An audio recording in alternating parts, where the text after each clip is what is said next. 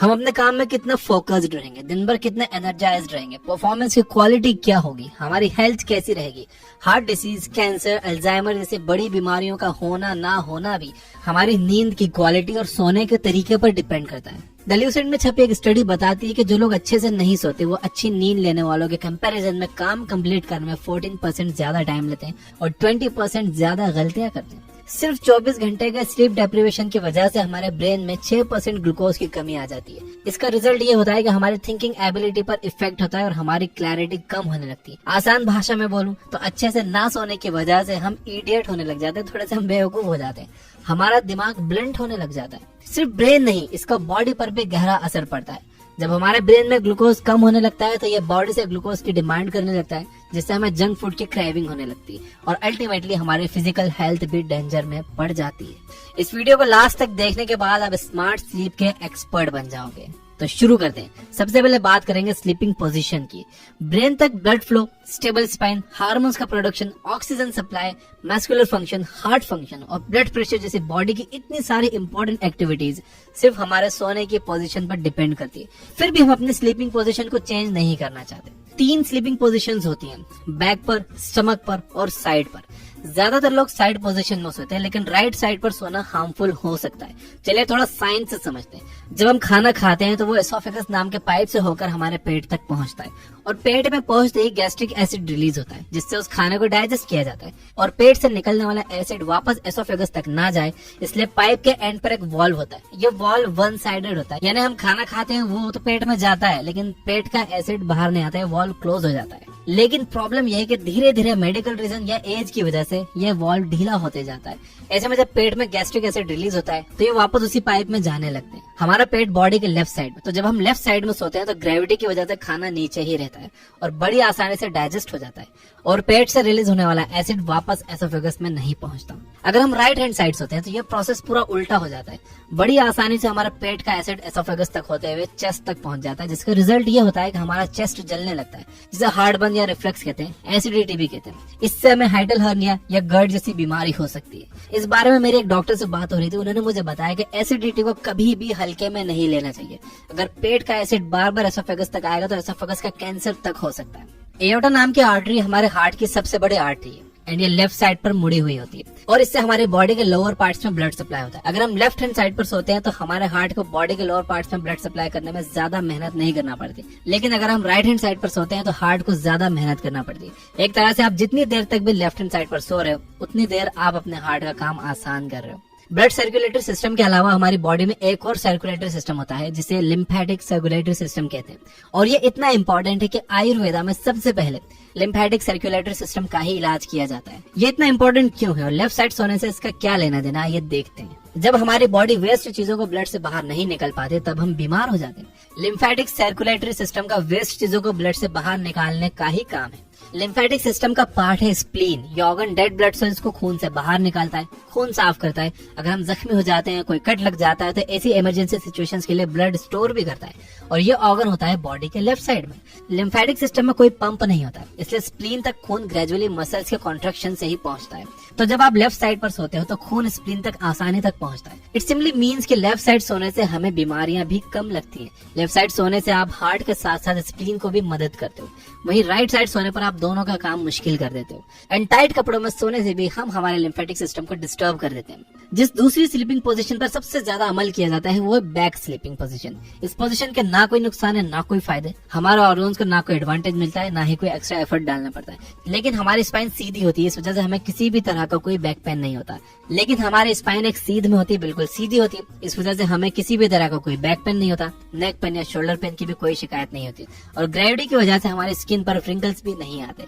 लेकिन इस पोजीशन के 2 बड़े नुकसान ये हैं कि जिन लोगों को खराटे आते हैं उनके खराटे बढ़ जाते हैं और सोते सोते सांस रुक जाने यानी स्लीप एपनिया नाम की बीमारी का भी खतरा रहता है। जिस तीसरे तरीके से लोग ज्यादा सोते हैं वो है पेट के बल।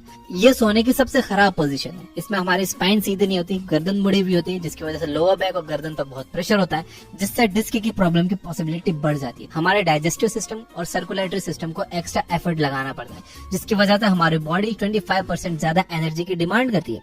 तब भी इस पोजीशन का एक फायदा है कि जिन लोगों को खराटे बहुत ज्यादा आते हैं उनकी ये प्रॉब्लम थोड़ी सी कम हो जाती है। स्लीप पोजीशन कोई नेचुरल चीज नहीं है, एक हैबिट है जिसे वक्त के साथ बदला जा सकता है। इसलिए खास तौर पर जो लोग पेट के बल सोते हैं वो धीरे धीरे प्रैक्टिस करके लेफ्ट साइड सोने की आदत डाल सकते हैं।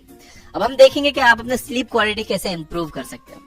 सबसे पहली चीज है सोने की टाइमिंग। शॉन स्टीवनसन ने अपनी बुक स्लीप स्मार्टर में डॉक्टर कुलरीत चौधरी को कोट किया है। वो कहती है कि सोने की टाइमिंग स्टॉक मार्केट के इन्वेस्टमेंट की टाइमिंग जितनी ही इम्पोर्टेंट है। यह मैटर नहीं करता कि आप कितना इन्वेस्ट करते हो, ज्यादा इम्पोर्टेंट ये है कि आप कब इन्वेस्ट करते हो। सूरज का ढलना हमारे लिए नेचर की तरफ से मैसेज होता है कि अब हमें भी रेस्ट करना चाहिए। ये प्रूवन है कि 10 बजे रात से 2 बजे तक की नींद सबसे ज्यादा बेनिफिशियल होती है, according to doctor Kulreet Chaudhary. अगर आप कोशिश करने के बावजूद 10 से 2 के बीच नहीं सो पाते तो पॉसिबिलिटी है कि आप सुबह भी उठोगे तो थका हुआ ही महसूस करोगे। यहाँ ये मतलब नहीं है कि जैसे ही 10 बजे फौरन सोने चले जाओ, क्योंकि ऐसा तो पॉसिबल ही नहीं हो पाएगा। ट्राई करिए कि आप सूरज ढलने के कुछ घंटों के अंदर ही सो जाएं। दूसरी चीज है इलेक्ट्रॉनिक गैजेट्स को दूर कर दीजिए। मोबाइल और लैपटॉप वगैरह से निकलने वाली आर्टिफिशियल ब्लू लाइट हमें सोने नहीं देती, क्योंकि ये लाइट बॉडी में मौजूद डे टाइम हार्मोन कोर्टिसोल को ट्रिगर करती है।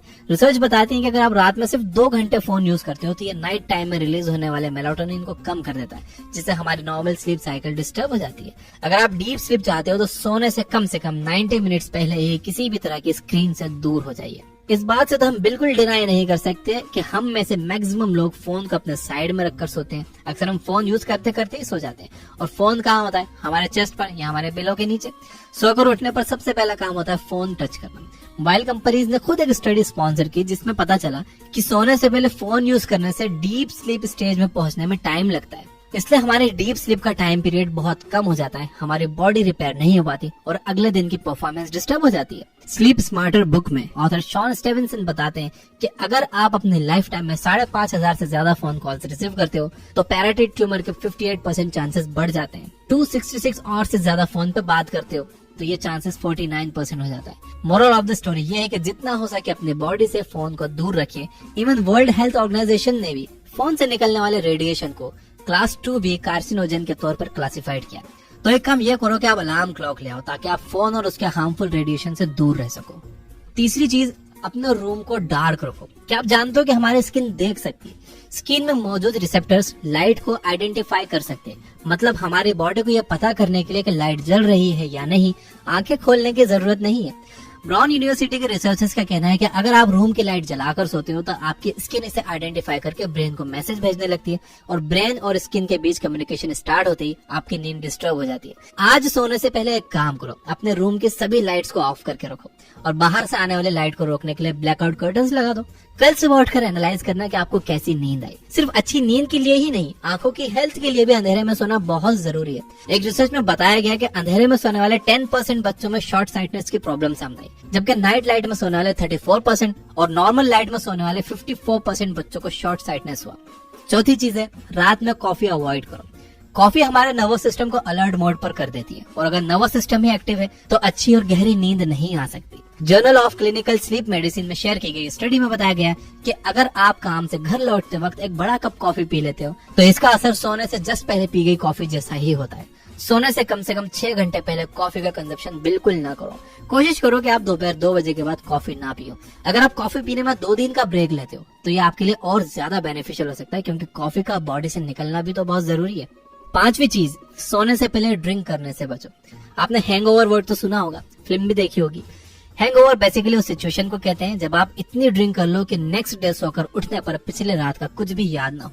ऐसा क्यों होता है? दरअसल हमारी नींद हमारे ब्रेन के लिए मेमोरी प्रोसेसिंग ऑपरेशन है।